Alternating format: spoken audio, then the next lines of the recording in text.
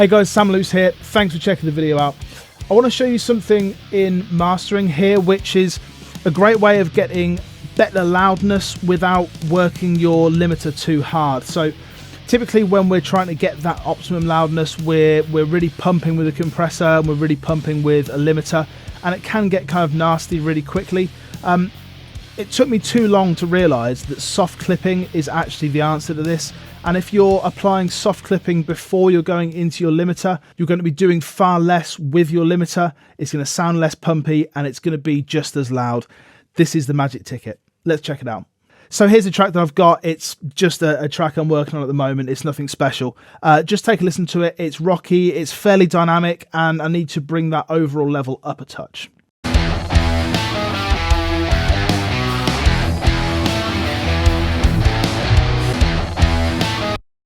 Okay, so typically what I would do is I would go to a limiter and I would bring in some gain and I would bring out some output level to kind of match, and that would bring up my overall level. I can bring that up then.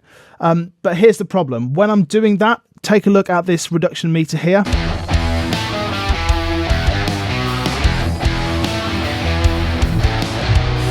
And you can hear it as well, it's getting squashy. So this is like 5 dB of reduction.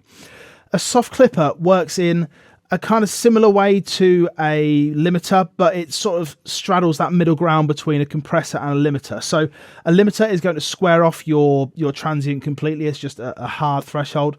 A soft clipper is more of a kind of gentle approach. So it's not just going to be applying that compression, that dynamic effect at the point at which you apply the soft clipping. It's kind of gently, gradually doing it as it comes up to that peak. In the case of this track, it's really taking hold of the snare and it's really taking hold of those transients. In a weird way, it's kind of making them louder, but it's kind of making the whole thing limitless, which is weird. I'm actually using the Ozone 10 soft clipper here, so I'm not using the limiter within Ozone, just so I can have it in two kind of plugins, just so you can see. But what I'm doing here is I'm using gain match, so when I bypass the plugin, it's not outputting a different level, it's outputting the same level. So I've got soft clipping here on heavy and I'm up at around 50%. Just take a look at what happens to this reduction meter on the limiter when I bring in this soft clipper. So previously it was on like -5 dB. It was taking off 5 dB at the very peaks. Look what happens when I bring the soft clipper in.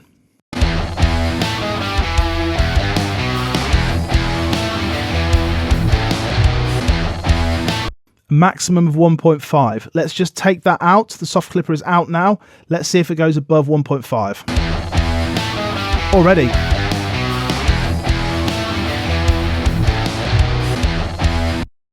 So that soft clipper is affecting the transients before they get to the limiter. So it's a typical thing where if you want to apply some dynamic range reduction, you will apply things in series. You'll apply maybe a couple of limiters. You'll apply one which is just taking off a few dB, and then the next one is taking off a few more. The problem there though is that you're still limiting. You're still applying a limiter and then another one. It's still squaring off the waves, just in different steps.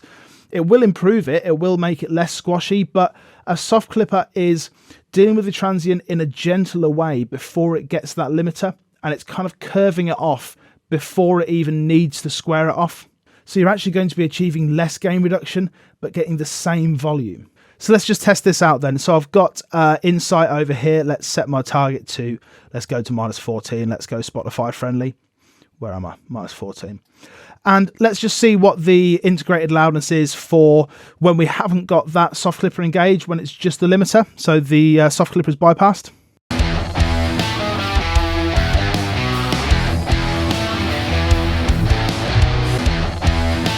So -15.8. And then if we bring that soft clipper back in,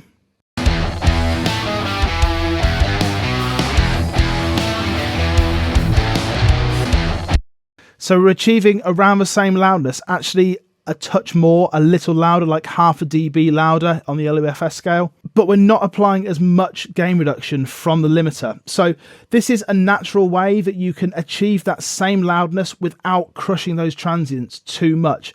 And we can test this in like an extreme way. So if we go to our limiter, and at the moment it's +5 and -5 in the output, let's go, I don't know, +10 and then -10. Let's just see what happens there. So let's go bypass and take this soft clipper out, and we can simultaneously see how much gain reduction is happening over here, and then the actual integrated loudness as well.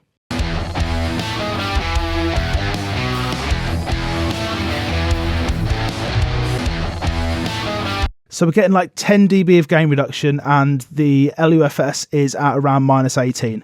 Let's bring that soft clipper in and see if it's any different. So -18 over here, -10 on the limiter.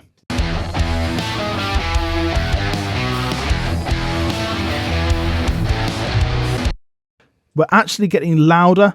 We're at half a dB louder on the loudness scale, and we're getting rid of 3.5 dB less on the limiter.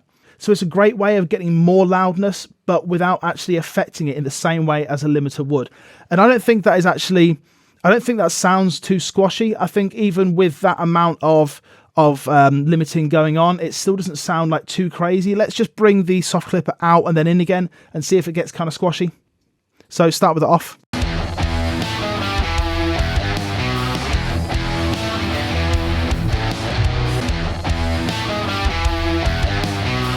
Yeah, it just opens up when you bring that soft clipper back on. Take a listen again. Just watch when I press the bypass button out. You're just going to hear the whole thing just kind of lift.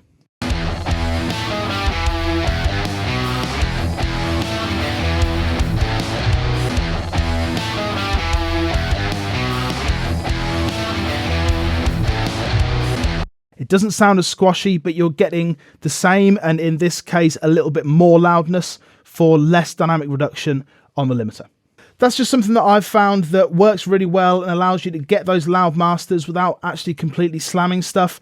It sounds more natural, you're getting less limiting, it's kind of a win-win all round. I hope you find that useful, I hope you can use it in your productions, and I'll see you again soon. Take care.